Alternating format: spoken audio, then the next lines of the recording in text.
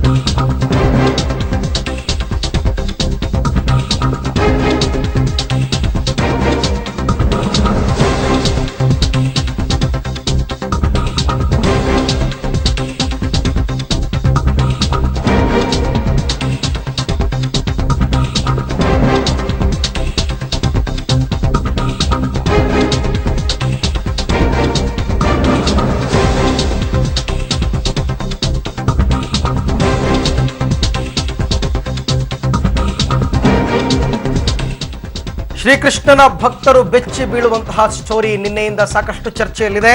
ಉಡುಪಿ ಶ್ರೀಕೃಷ್ಣ ಮಠದಲ್ಲಿ ಇರೋದು ಕನಕನ ಕಿಂಡಿ ಅಲ್ಲ, ಉಡುಪಿ ಶ್ರೀಕೃಷ್ಣ ಮಠದಲ್ಲಿ ಇರೋದು ನವಗ್ರಹ ಕಿಂಡಿ. ಪರಮಭಕ್ತ ಕನಕದಾಸರಿಗೂ ಉಡುಪಿಗೂ ಸಂಬಂಧವೇ ಇಲ್ಲ. ಭಕ್ತ ಕನಕದಾಸರ ಬಾಗಿಲನ್ನು ತೆರೆದು ಸೇವೆಯನ್ನು ಕೊಡೋ ಹೊರಿಯ ಎಂಬ ಕೀರ್ತನೆ ಹುಟ್ಟಿದ್ದು ಅದು ಉಡುಪಿಯಲ್ಲ ಮೇಲುಕೋಟೆಯಲ್ಲಿ ಅಂತ ಹೊಸ ವಾದವನ್ನ ಮಂಡಿಸ್ತಾ ಇದ್ದಾರೆ ಮೇಲುಕೋಟೆಯ ಚೆಲುವನಾರಾಯಣ ಸ್ವಾಮಿಯ ಭಕ್ತರು ಮತ್ತು ಇತಿಹಾಸ ತಜ್ಞರು. ಮೇಲುಕೋಟೆ ಚೆಲುವನಾರಾಯಣ ಸ್ವಾಮಿ ಭಕ್ತರ ವಾದವನ್ನ ಪೇಜಾವರ ಶ್ರೀಗಳು ತಳ್ಳಿ ಹಾಕಿದ್ದಾರೆ. ಕನಕನ ಕಿಂಡಿಗೂ ಉಡುಪಿಗೂ ಸಂಬಂಧವಿಲ್ಲ ಎಂದವರಿಗೆ ವಿಶ್ವೇಶ ತೀರ್ಥರು ತಿರುಗೇಟನ್ನ ಕೊಟ್ಟಿದ್ದಾರೆ. ಕನಕದಾಸ ಉಡುಪಿಗೆ ಹೋಗಿಯೇ ಇಲ್ಲ ಎಂದವರ ವಿರುದ್ಧ ಪೇಜಾವರ ಶ್ರೀ ಕಿಡಿಕಾರಿದ್ದಾರೆ. ಕನಕದಾಸರ ಬಗ್ಗೆ ಮಾತ್ರ ಚರ್ಚೆ ಯಾಕೆ, ಅವರು ಹಿಂದುಳಿದವರು ಅಂತ ಅವರನ್ನ ಕೀಳಾಗಿ ಕಾಣ್ತಾ ಇದ್ದೀರಾ? ಕುರುಬರ ಭಾವನೆಗೆ ಧಕ್ಕೆಯಾಗುವ ರೀತಿಯಲ್ಲಿ ಬುದ್ಧಿಜೀವಿಗಳು ಪ್ರಶ್ನಿಸೋದು ಯಾಕೆ ಅಂತ ಕೇಳಿದರೆ, ನೀವು ಬೇರೆಯವರ ಬಗ್ಗೆ ಯಾಕೆ ಮಾತನಾಡೋದಿಲ್ಲ ಅಂತ ವಾಗ್ದಾಳಿಯನ್ನ ಕೂಡ ನಡೆಸಿದ್ದಾರೆ ಪೇಜಾವರ ಶ್ರೀಗಳು. ಇನ್ನು ಈ ಕುರಿತಂತೆ ನಿನ್ನೆ ಪೇಜಾವರ ಶ್ರೀಗಳು ಏನ್ ಹೇಳಿದ್ರು ಅನ್ನೋದನ್ನ ಕೇಳೋಣ ಬನ್ನಿ.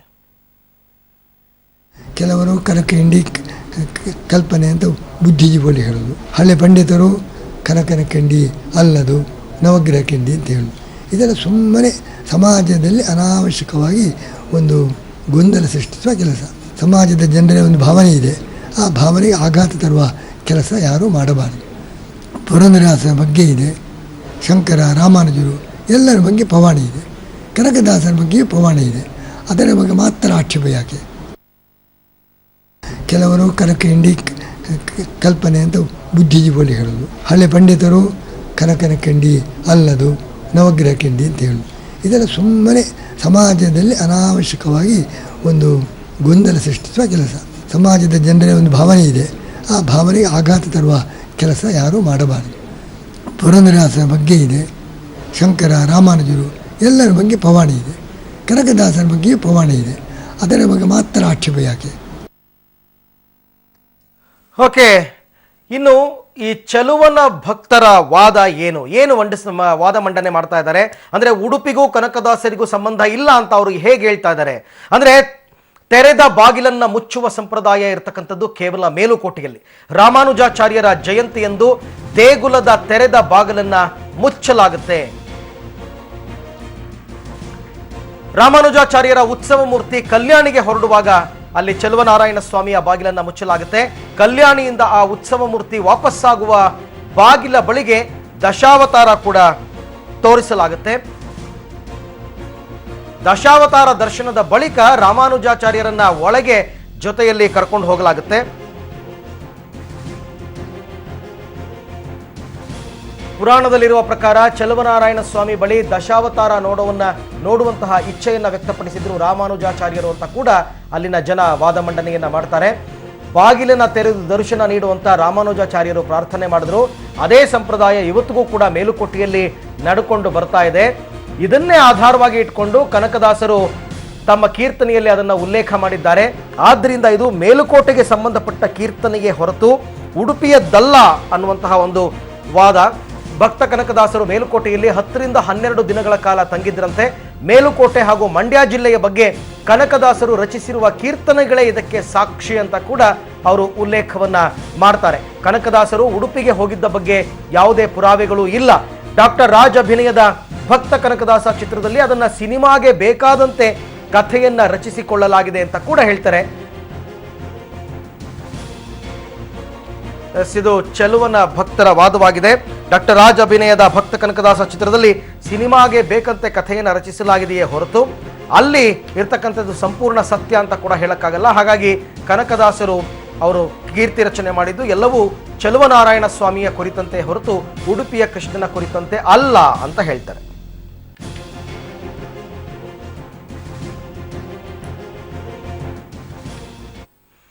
ಇನ್ನು ಮೇಲುಕೋಟೆಯ ಆಗಮಿಕರಾದಂತಹ ಸೆಲ್ವಪಿಳ್ಳಯ್ಯ ಅಯ್ಯಂಗಾರ್ ಅವರು ನಿನ್ನೆ ಈ ವಿಚಾರವಾಗಿ ಮಾತನಾಡಿದ್ದಾರೆ. ಅವ್ರು ಏನ್ ಹೇಳ್ತಾರೆ ಬನ್ನಿ ನೋಡೋಣ. ತಿರುಗಿ ಗೋಡೆಯನ್ನು ಹೊಡ್ಕೊಂಡು ಕಿಂಡಿ ಮಾಡಿಕೊಂಡು ದರ್ಶನ ಕೊಡ್ತಾನೆ. ಕಿಂಡಿ ಬಗ್ಗೆ ಕೇಳೇ ಇಲ್ಲ ಕನಕದಾಸರು. ಕನಕದಾಸರು ಕೇಳಿದ್ದು ಬಾಗಿಲನ್ನು ತೆರೆದು ಸೇವೆಯನ್ನು ಕೊಡೋ ಹರಿ ಅಂತ, ಅಂದ್ರೆ ವೈಕುಂಠದ ಬಾಗಿಲನ್ನು ತೆಗೆದು ನಿನ್ನ ಸೇವೆಯನ್ನು ಕೊಡಪ್ಪ ಅಂತ. ಇದೆಲ್ಲ ನೋಡಿದಾಗ ನಿಮಗೆ ಅರ್ಥ ಆಗುತ್ತೆ ಅದೊಂದು ಫಿಲಿಂಗಾಗಿ ಮಾಡಿದಂತಹ ಒಂದು ಸೆಟಪ್. ಕನಕದಾಸರ ಕೀರ್ತನೆಯನ್ನ ಅದಕ್ಕೋಸ್ಕರ ಬಳಸ್ಕೊಂಡ್ರು. ಕನಕದಾಸರ ಸಮಗ್ರ ಕೀರ್ತನೆಗಳನ್ನ ನೀವು ಅಧ್ಯಯನ ಮಾಡಿದಾಗ ಇಡೀ ಕೀರ್ತನೆಯಲ್ಲಿ ಒಂದು ಹಾಡನ್ನ ಕೂಡ ಉಡುಪಿಯ ಬಗ್ಗೆ, ಉಡುಪಿಯ ಹೆಸರಿರುವಂತಹ ಕೀರ್ತನೆ ಬರೆದಿಲ್ಲ. ಒಂದೇ ಒಂದು ಕೀರ್ತನೆಯಲ್ಲಿ ಉಡುಪಿಯ ಅನ್ನುವಂತಹ ಶಬ್ದ ಬರೋದ್ರಿಂದ ಅದು ಇತ್ತೀಚಿನ ಸೇರ್ಪಡೆಯಾಗಿರ್ಬೋದು ಅಂತ ಹೇಳಿ ಅನೇಕ ವಿದ್ವಾಂಸರು, ಕಲಬುರ್ಗಿ, ಕಟ್ಟಿ ಶೇಷಾಚಾರ್ಯರು ಇಂಥವರೆಲ್ಲ ಅಭಿಪ್ರಾಯ ಪಟ್ಟಿದ್ದಾರೆ. ರಾಜಶೇಖರಪ್ಪ ಅಂತ ಹೇಳಿ ಚಿತ್ರದುರ್ಗದಲ್ಲಿದ್ದವರು, ಅವರು ಕೂಡ ಬಹಳಷ್ಟು ಸಂಶೋಧನೆಗಳನ್ನು ಮಾಡಿದವರು ಕನಕದಾಸರ ಬಗ್ಗೆ. ಕನಕದಾಸರು ಉಡುಪಿಗೆ ಹೋಗಿದ್ರ ಅನ್ನುವಂತಹ ಡೌಟ್ ಅನ್ನು ವ್ಯಕ್ತಪಡಿಸ್ತಾರೆ. ಉಡುಪಿಯ ಮಠದಲ್ಲಿ ಒಂದು ತಾಳಪತ್ರ ಇದ್ದು ಇವರು ಬೇಡರಾಗಿದ್ದರಿಂದ ಇವರನ್ನ ದೇವಸ್ಥಾನದ ಒಳಗಡೆ ಸೇರಿಸಲಿಲ್ಲ ಅನ್ನುವಂಥದ್ದು ಒಂದು ತಾಳಪತ್ರ ಇರೋದಾಗಿ ಅಲ್ಲಿ ಕ್ಲೈಮ್ ಮಾಡ್ತಾರೆ. ಅದಷ್ಟು ಬಿಟ್ಟರೆ ಉಡುಪಿಯ ಬಗ್ಗೆ, ಕನಕದಾಸರ ಬಗ್ಗೆ ಇನ್ನೇನು ಇತಿಹಾಸದಲ್ಲಿ ದಾಖಲೆಗಳಿಲ್ಲ. ಮೇಲುಕೋಟೆಯ ಬಗ್ಗೆ ದಾಖಲೆಗಳನ್ನು ಹೇಳೋದಾದರೆ, ಈಗ ಏನು ವೈರಮುಡಿ ಈಗ ನಡೀತಾ ಇದೆ ಮೇಲ್ಕೋಟೆನಲ್ಲಿ, ಅದೇ ಥರ 1530 ಮಾರ್ಚ್ 29ನೇ ತಾರೀಕು ನಡೆದಂತಹ ವೈರಮುಡಿ ಉತ್ಸವದ 10 ದಿನಗಳ ಕಾಲ ಭಕ್ತ ಕನಕದಾಸರು ಇಲ್ಲಿ ತಂಗಿದ್ರು. ಇದಕ್ಕೆ ಅವರದೇ ಶಾಸನಗಳಲ್ಲಿ ಅಮ್ಮಮ್ಮ ನೀ ಕೈ ತೋರಿದ ಬಗ್ಗೆ ಏನೆಂದು ಬಣ್ಣಿಸಲಿ ಕಲ್ಯಾಣಿ ಅಂತ ಹೇಳಿ, ಯದುಶೈಲೋತ್ಸವದಲ್ಲಿ ಚಲುವರಾಯನ ಉತ್ಸವ ನಡೆಯುತ್ತಿರಲು ಏನು ಗಂಗೆ ಉದ್ಭವ ಆಯಿತು ಅಂತ ಹೇಳಿದರೆ, ವರನಂದಿಯ ಕಥೆ, ನರಸಿಂಹನ ಬಗ್ಗೆ, ಈ ಥರ ಮೇಲುಕೋಟೆಯ ಬಗ್ಗೆ ಅನೇಕ ಕೀರ್ತನೆಗಳನ್ನು ಬರೆದಿದ್ದಾರೆ. ಕನಕದಾಸರು ಮೇಲುಕೋಟೆಯಲ್ಲಿದ್ದಕ್ಕೆ ದಾಖಲೆಗಳಿದೆ, ಉಡುಪಿಗೆ ಹೋಗಿದ್ದಕ್ಕೆ ಅಲ್ಲಿ ನಡೆದಂತಹ ಘಟನೆಗಳ ವಿದ್ಯಮಾನಗಳಿಗೆ ದಾಖಲೆಗಳು ಕಡಿಮೆ. ಎಲ್ಲೋ ಒಂದು ಕಡೆ ಕಥೆಯನ್ನು ಸೃಷ್ಟಿಸಿದಾರಾ ಅನ್ನುವಂತಹದ್ದು ಪರಿಕಲ್ಪನೆ ಬರ್ತದೆ. ಇನ್ನೊಂದು, ಭಗವಂತನಾದಂತಹ ಭಕ್ತ ಕನಕದಾಸರ ವಿಷಯದಲ್ಲಿ ಯಾವುದೇ ದೇವರು ಭಕ್ತನಿಗೆ ಸಂತೋಷ ಆದರೆ ಪ್ರತ್ಯಕ್ಷ ಆಗ್ತಾನೆ. ಏನು ಕೃಷ್ಣನಿಗೆ ಕನಕದಾಸನ ಮೇಲೆ ಕೋಪನಾ? ಬರೀ ಕಿಂಡಿಲೇ ದರ್ಶನ ಕೊಡಬೇಕಾ? ಪ್ರತ್ಯಕ್ಷ ಆಗಬಾರ್ದಾಗಿತ್ತ ಅವನು ಅನ್ನುವಂತಹ ಪ್ರಶ್ನೆ ಬರ್ತದೆ. ಎಲ್ಲ ಭಕ್ತರಿಗೂ ಆ ದೇವರ ಅನುಗ್ರಹ ಆಗತ್ತೆಯೇ ಹೊರತು ದೇವರು ಕೂಡ ಎಲ್ಲೋ ಒಂದು ಕಡೆ ಪೂರ್ಣ ಅನುಗ್ರಹ ಮಾಡಲಿಲ್ಲ ಅಂತ ಆಗ್ಬಿಡ್ತದೆ. ಆಮೇಲೆ ದೇವರು ತಪ್ಪು, ಕೆಟ್ಟ ದೇವರಾಗ್ಬಿಡ್ತಾನ ಅವನು. ಯಾಕೆ ಅಂದರೆ ಕಿಂಡಿಲಿ ದರ್ಶನ ಕೊಟ್ಟ ಅಂತಂದ್ರೆ ಯಾಕೆ ಪ್ರತ್ಯಕ್ಷ ಆಗಬಾರ್ದಾಗಿತ್ತು ಅವನು? ಇನ್ನು ಇವತ್ತು ಬೆಳಗ್ಗೆ ಜಿಂದಗಿ ಕಾರ್ಯಕ್ರಮದಲ್ಲಿ ಪಬ್ಲಿಕ್ ಟಿವಿಯಲ್ಲಿ ಕ್ಷಮಿಸು ಕನಕ ಅಂತ ಒಂದು ವಿಶೇಷ ಚರ್ಚೆ ನಡೀತು. ಈ ಕಾರ್ಯಕ್ರಮದಲ್ಲಿ ಕುತೂಹಲಕಾರಿ ಚರ್ಚೆ ಕೂಡ ಇತ್ತು. ಬನ್ನಿ ಹಾಗಾದ್ರೆ ಅದು ಏನು ಅಂತಕ್ಕಂಥದ್ದನ್ನ ನೋಡೋಣ. ಹಿಂದೆ ಆರತಿ ಮಾಡಿದ್ದಿತ್ತ ಅಥವಾ ಈಗೇನಾರು ಆರತಿ ಮಾಡ್ಲಿಕ್ಕೆ ಅವಕಾಶ ಕೊಡ್ತೀರಾ? ಇಲ್ಲ, ಖಂಡಿತವಾಗಿಯೂ ಕನಕದಾಸರ ದೇವಸ್ಥಾನದೊಳಗೆ ಪ್ರವೇಶ ಮಾಡುವಂತದ್ದು ಇದೆ ಖಂಡಿತವಾಗ್ಲು. ಆದ್ರೆ ಉಡುಪಿಯಲ್ಲಿ ಕೃಷ್ಣನ ದರ್ಶನಕ್ಕೆ ಕನಕದಾಸನ ಯಾಕೆ ಒಳಗೆ ಬಿಡ್ಲಿಲ್ಲ? ಅದು ಬಿಡ್ಲಿಲ್ಲ. 500 ವರ್ಷದ ಹಿಂದಿನ ಮಾತಾಯ್ತು. ಶ್ರೇಷ್ಠರು ಸಂತರು ಅಂತ ಅವ್ರಿಗೊಂದು ಸ್ಥಾನಮಾನ ಕೊಡ್ತಾರೆ, ಒಂದು ಶ್ರೇಷ್ಠರು ಅಂತ ಹೇಳ್ತಾರೆ. ಅದಕ್ಕೆ ಮುಂಚೆ ನಾವು ಬಿಟ್ಟಿಲ್ಲ. ಆಯ್ತು, ಈಗ ಉಡುಪಿಯಲ್ಲಿ ನಾವು ಬಿಟ್ಟಿಲ್ಲ, ಆಗ್ಲೂ ಬಿಟ್ಟಿಲ್ಲ. ಯಾಕೆ ಬಿಡ್ಲಿಲ್ಲ? ಅದ ಬಿಟ್ಟಿಲ್ಲ, ನಾವು ಒಪ್ಪಿದ್ದೇವೆ. ಬಿಡದಿದ್ದಕ್ಕೆ ಕೃಷ್ಣನ ದರ್ಶನ ಆಯ್ತು ಅಂತ ನಾವು ಅದನ್ನೇ ಹೇಳ್ತಾ ಇದ್ದೇವೆ. ಆದ್ರೆ ನಿಮ್ಮಲ್ಲಿ ಕನಕನಿಗೆ ಇದು ಅಭಿಷೇಕ ಮಾಡ್ಲಿಕ್ಕೋ ಅಥವಾ ಆರತಿ ಮಾಡ್ಲಿಕ್ಕೋ ನೀವು ಅವಕಾಶ ಕೊಟ್ಟಿದ್ದೀರಾ? ಕಟ್ಟಿ ಹಾಕಿ ಹೊಡೆದ್ರು ಅಂತ ಇದೇ ಡಾಕ್ಟರ್ ರಾಜ್ಕುಮಾರ್ ಅವರ ಸಿನಿಮಾದಲ್ಲಿ ತೋರಿಸಿದ್ದಾರೆ. ನಾನ್ ಪ್ರಶ್ನೆ ಕೇಳಿದೆ, ಸಿನಿಮಾ ವಿಷಯಕ್ಕೆ ಬರಬೇಡಿ. ಸಿನಿಮಾದ ಬೇರೆ ಆಗುತ್ತೆ, ಈಗ ವಾಸ್ತವತೆ ಬೇರೆ ಆಗುತ್ತೆ. ನಾನು ಈ ಪ್ರಶ್ನೆಗೂ ಉತ್ತರ ಕೊಡ್ಲಿಲ್ಲ. ಹೊಡೆದದ್ದು ನಾವು ಉಡುಪಿಯವರ ಸಿನಿಮಾದಲ್ಲಿ ಕೃಷ್ಣನ ವಿಗ್ರಹ ತಿರುಗಿದೆ ಅನ್ನುವಂತಹ ವಿಚಾರವನ್ನ ತೋರಿಸಿದ್ದಾರೆ. ಸೊ ಅದನ್ನ ಜನರು ನಂಬುತ್ತಾ ಇದ್ದಾರೆ. ಅಲ್ಲಲ್ಲ, ಸೊ ಹಾಗಾಗಿ ವಿಗ್ರಹ ತಿರುಗಿಲ್ಲ ಅನ್ನೋಂಥದ್ದನ್ನ ಒಪ್ತೀರಾ? ಹಾಗಿದ್ರೆ ಸಿನಿಮಾ ಸುಳ್ಳು ಅಂತ ಒಪ್ತೀರಾ? ಉತ್ತರ ನನಗೆ ಅದು ನೀವು ಕೇಳಿದ್ರೆ ಬರ್ಲಿಲ್ಲ. ಈಗ ಕಟ್ಟಿ ಹೊಡೆದವರು ಉಡುಪಿಯವರ ಅಥವಾ ಮೇಲ್ಕೋಟೆಯವರ ಅಂತ ಉತ್ತರ ಹೇಳಿ ಪ್ಲೀಸ್ ಆಚಾರ್ಯ. ಈಗ ಕನಕನಿಗೆ ಕಟ್ಟಿ ಹೊಡೆದದ್ದು ಉಡುಪಿಯವರ ಮೇಲುಕೋಟೆಯವರ ಅನ್ನುವಂತಹ ಪ್ರಶ್ನೆಗೆ ಉತ್ತರ ಸಿಕ್ಕಿಲ್ಲ ಅಂತ ಸಂತೋಷ್ ಭಾರತಿ ಗುರುಜಿಗಳು ಕೇಳ್ತಾ ಇದ್ದಾರೆ. ಅದಕ್ಕೆ ಉತ್ತರ ಕೊಟ್ಬಿಡಿ ನೇರವಾಗಿ. ಈಗ ಉಡುಪಿಗೆ ಬಂದಿಲ್ಲ ಅಂತ ನೀವು ಹೇಳ್ತಾ ಇದ್ದೀರಿ. ಖಂಡಿತವಾಗಿ ಉಡುಪಿಯವರೇ ಅಂತಾನೆ ಹೇಳ್ಬೋದು. ಅಲ್ಲ, ಯಾಕೆಂದ್ರೆ ನೀವು ಈಗಷ್ಟೇ ಉಡುಪಿಗೆ ಬಂದೇ ಇಲ್ಲ ಅವರು ಅಂತ ಹೇಳ್ತಾರೆ. ಸೇರಿಸಿಲ್ಲ ಅಂತ ಯಾವುದೇ ಉಲ್ಲೇಖಗಳು ನಮ್ಮ ಮೇಲ್ಕೋಟೆ ಸ್ವಾಮಿ ದೇವಸ್ಥಾನದಲ್ಲಿ ಇಲ್ಲ ಹೇಳ್ಬೋದು. ಇದು ಬಾಲಿಶ ಉತ್ತರ ಗುರುಗಳೇ. ಓಕೆ, ಈ ಬಗ್ಗೆ ಮಾತಾಡೋದಕ್ಕೆ ಕುರುಬ ಸಮಾಜದ ಮುಖಂಡರು ಜೀವೇಶ್ವರಿ ಅವರು ನಮ್ಮ ಜೊತೆ ದೂರವಾಣಿ ಸಂಪರ್ಕದಲ್ಲಿದ್ದಾರೆ. ನಮಸ್ತೆ ಮೇಡಮ್. ಇವಾಗ ಒಂದು ಚರ್ಚೆ ನಿನ್ನೆಯಿಂದ ಸಾಕಷ್ಟು ಸಂಚಲನವನ್ನ ಮೂಡಿಸ್ತಾ ಇರ್ತಕ್ಕಂಥದ್ದು. ಭಕ್ತ ಕನಕದಾಸರಿಗೂ ಉಡುಪಿಯ ಶ್ರೀಕೃಷ್ಣನಿಗೂ ಯಾವುದೇ ಸಂಬಂಧವಿಲ್ಲ. ಅವರು ಉಡುಪಿಗೆ ಹೋಗಿರಲಿಲ್ಲ. ಅವ್ರು ಏನೇ ಕೃತಿಗಳನ್ನ ರಚನೆ ಮಾಡಿದ್ರು ಕೂಡ ಬಾಗಿಲನ್ನು ತೆರೆದು ಸೇವೆಯನ್ನು ಕೊಡು ಹರಿ ಅಂತ ಕೇಳಿದ್ದು ಅದು ಮೇಲುಕೋಟೆಯಲ್ಲಿ ಎನ್ನುವಂತಹ ಒಂದು ಚರ್ಚೆ ಆಗ್ತಾ ಇದೆ. ಪೇಜಾವರ ಶ್ರೀಗಳು ಇವತ್ತು ಕುರುಬ ಸಮುದಾಯದವರು ಅವರು ಅಂತನ್ಬಿಟ್ಟು ಅವ್ರನ್ನ ನೀವು ಕೀಳಾಗಿ ಕಾಣ್ತಾ ಇದ್ದೀರಾ. ಬೇರೆಯವ್ರ ಬಗ್ಗೆ ನೀವು ಯಾಕೆ ಮಾತಾಡಲ್ಲ, ಕನಕದಾಸರ ಬಗ್ಗೆನೇ ಯಾಕೆ ಮಾತನಾಡ್ತಾ ಇದ್ದೀರಾ ಬುದ್ಧಿಜೀವಿಗಳು ಅಂತ ಪ್ರಶ್ನೆ ಮಾಡಿದ್ದಾರೆ. ಇವೆಲ್ಲವನ್ನು ನೋಡಿದಾಗ ತಾವೇನು ಹೇಳ್ತೀರಾ? ಸರ್, ಇದು ಈಗ ನಿನ್ನೆಯಿಂದ ನೋಡಿದೆ. ನಾನು ಟಿವಿಯಲ್ಲೆಲ್ಲ ನೋಡಿದೆ, ಚರ್ಚೆ ಎಲ್ಲ ನೋಡಿದೆ. ಪೇಜಾವರ ಶ್ರೀಗಳು ಹೇಳಿದ್ದು ಇದು ಇವತ್ತಿನ ಪೇಜಾವರ ಶ್ರೀಗಳಿಗೆ ಎಷ್ಟಿರ್ಬೋದು, ನಾವು ಹಿರಿಯರವರು, ಅವ್ರ ಬಗ್ಗೆ ನಾವು ಟೀಕೆ ಟಿಪ್ಪಣಿ ಮಾಡೋದು ಸರಿಯಲ್ಲ. ಅವರು ಇದು ಇತಿಹಾಸದಲ್ಲೇ ಇರುವಂತ ಸಮಸ್ಯೆ ಇದು. ಹೌದಾ? ಪೇಜಾವರ ಶ್ರೀಗಳು ನೋಡಿಲ್ಲ, ನಾವು ನೋಡಿಲ್ಲ, ಯಾರು ನೋಡಿಲ್ಲ. ಇದು ಪರಂಪರೆ ನಿರಂತರವಾಗಿ ನಡ್ಕೊಂಡ್ ಬಂದಂತ ವಿಚಾರಗಳು. 500 ವರ್ಷ ಯಾರು ಜೀವನ ಮಾಡಿದ್ದಾರೆ, 500 ವರ್ಷ ಹಿಂದೆ ನಡೆದಿರೋಂತ ವಿಚಾರ ಇದು. ಈಗ ಯಾಕೆ ಬೇಕಿದೆ ಇದು? ಈಗೆಲ್ಲ ಪದೇ ಪದೇ ಈ ವಿಚಾರ ಬಗ್ಗೆ ಯಾವಾಗ್ಲೂ ಪೇಜಾವರ ಶ್ರೀಗಳು ವಿಷಯನ ಪ್ರಸ್ತಾವನೆ ಮಾಡ್ತಾನೆ ಇರ್ತಾರೆ. ಪೇಜಾವರ ಶ್ರೀಗಳು ಬರೀ ಸ್ಪಷ್ಟೀಕರಣ ಕೊಟ್ಟರ, ನೀವು ತಪ್ಪು ತಿಳ್ಕೊಂಡಿದ್ದೀರಾ. ಪೇಜಾವರ ಶ್ರೀಗಳು ಈ ಚರ್ಚೆಯೆಲ್ಲ ಇವ್ರೇನ್ ಶುರು ಮಾಡಿದ್ರಲ್ಲ, ಇದೆಲ್ಲ ಆದ ನಂತರ ಅವರು ಸ್ಪಷ್ಟನೆ ಕೊಟ್ಟಿರೋದು. ಶುರು ಮಾಡಿದ್ದ ಅವರೇ ಅಲ್ಲ ಇದನ್ನ. ಹೌದು, ಅಲ್ಲ ಚರ್ಚೆ ಕೊಟ್ಟಿದ್ದಾರೆ ಸರ್, ಇಲ್ಲ ಅಂತಲ್ಲ. ಆದ್ರೂ ಇದು ಯಾಕೆ ಪದೇ ಪದೇ ಯಾರೇ ಇದ್ರ ಬಗ್ಗೆ ಪ್ರಸ್ತಾವನೆ ಮಾಡ್ಲಿ? ಯಾಕೆ ಇದು ಇದೇ ಕುರುಬರ ಸಮುದಾಯದ ಬಗ್ಗೆ ಒಂದು ಯಾಕೆ ವಿಚಾರಣೆ ಮಾಡಿ ಅದನ್ನೇ ಪೇಜಾವರ ಶ್ರೀಗಳು ಕೇಳಿರೋದು. ಯಾಕೆ ನೀವು ಅವ್ರನ್ನ ಎಳ್ಕೊಂಡ್ ಬರ್ತಾ ಇದ್ದೀರಾ ಅಂತ. ಇದು ಸಮಾಜದ ಒಂದು ತುಳಿವಂತ ವಿಚಾರ ಅಂತ ಹೇಳ್ತಾ ಇದ್ದೀನಿ ಸರ್ ನಾನು. ಈಗ ಜೀವೇಶ್ವರಿ ಅವರೇ, ನೀವು ಪ್ರಶ್ನೆ ಮಾಡಿದ್ದು ಸರಿ ಇದೆ, ನಾನು ಒಪ್ಕೋತೀನಿ ಅದನ್ನ. ಯಾಕೆ ಪದೇ ಪದೇ ಕುರುಬ ಸಮುದಾಯದವರನ್ನೇ ಎಳ್ಕೊಂಡು ಬರ್ತಾ ಇದ್ದಾರೆ ಮಧ್ಯಕ್ಕೆ ಅಂತ ನೀವು ಕೇಳಿದ್ ಸರಿ ಇದೆ. ಆದ್ರೆ ಈ ಪ್ರಶ್ನೆ ಯಾರೆಲ್ಲ ಈ ವಿವಾದವನ್ನ ಹುಟ್ಟಾಕಿದರೆ ಎಲ್ರಿಗೂ ಅಪ್ಲಿಕಬಲ್ ಅಲ್ವಾ ಇದು?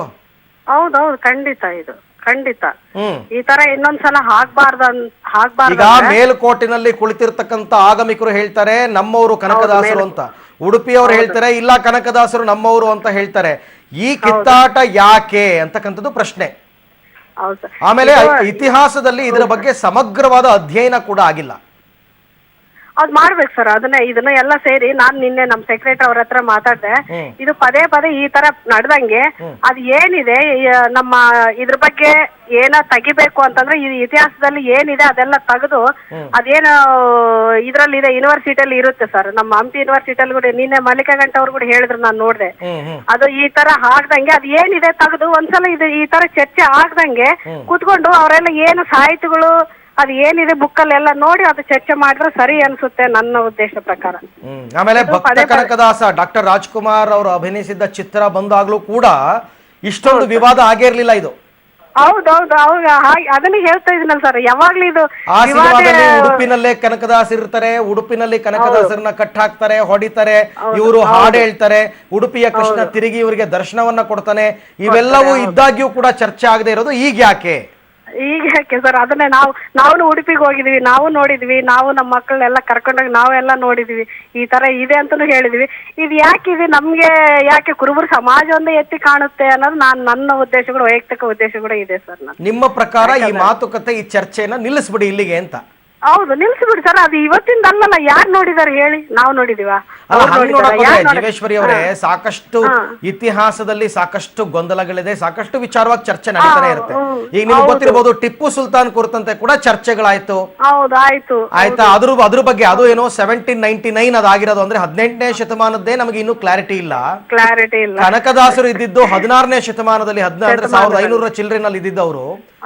ಅದ್ರ ಬಗ್ಗೆ ಹೆಂಗ್ ನಾವು ಕ್ಲಾರಿಟಿ ತಗೊಂಡ್ ಮಾತಾಡಕ್ಕಾಗತ್ತೆ? ಹೌದು, ಸಾಧ್ಯನೇ ಇಲ್ಲ ಸರ್. ಇದು ಅದು ಏನು ಸಾಧ್ಯನೇ ಇಲ್ಲ. ಈ ತರ ಯಾರು ಗೊತ್ತಿರಿ ಇದು ವಿಚಾರದಲ್ಲಿ ಹೇಳಿ? ಆಮೇಲೆ ಕನಕದಾಸರನ್ನ ಯಾರು ಪೇಟೆಂಟ್ ತಗೊಂಡ್ಬಿಟ್ಟಿದಾರ ಅಂತ, ನಮ್ಮವ್ರು ಇವ್ರು ನಮ್ಮವ್ರು ಅಂತ ಕಿತ್ತಾಡ್ತಾರಲ್ಲ. ಅವ್ರು ಬದುಕಿದ್ದಾಗ ಅವ್ರನ್ನ ಕಟ್ಟಾಕ್ ಹೊಡೆದವರು ಇವರೇ, ಮಾತಾಡೋರು ಇವರೇ. ಏನ್ ಸರ್ ಇದೆಲ್ಲ? ಈಗ ತಾವೇ ಈಗ ತಗೋತೀರಾ ಜೀವೇಶ್ವರಿ ಅವರೇ? ಹೌದು ಸರ್, ನಾವು ಸಂಘದ ಕಡೆಯಿಂದ ಈ ವಿಷಯ ಬಗ್ಗೆ ಚರ್ಚೆ ಮಾಡ್ತೀವಿ. ಈ ತರ CM ಹತ್ರನೂ ಹೋಗ್ತೀವಿ, ರೇವಣ್ ಸರ್ ಹತ್ರನೂ ಮಾತಾಡ್ತೀವಿ. ಮಾತಾಡಿ ಇದ್ರ ಬಗ್ಗೆ ಸಂಘದಲ್ಲಿ ನಾನು ಡೈರೆಕ್ಟರ್ ಇರೋದ್ರಿಂದ ಸಂಘದಲ್ಲಿ ವಿಷಯ ಖಂಡಿತವಾಗಿ ಚರ್ಚೆ ಮಾಡೇ ಮಾಡ್ತೀವಿ, ಗಂಭೀರವಾಗಿ ಚರ್ಚೆ ಮಾಡ್ತೀವಿ. Yes Jeeveshwari, thank you public TV ಜೊತೆ ಮಾತಾಡಿದ್ದಕ್ಕೆ ಧನ್ಯವಾದ.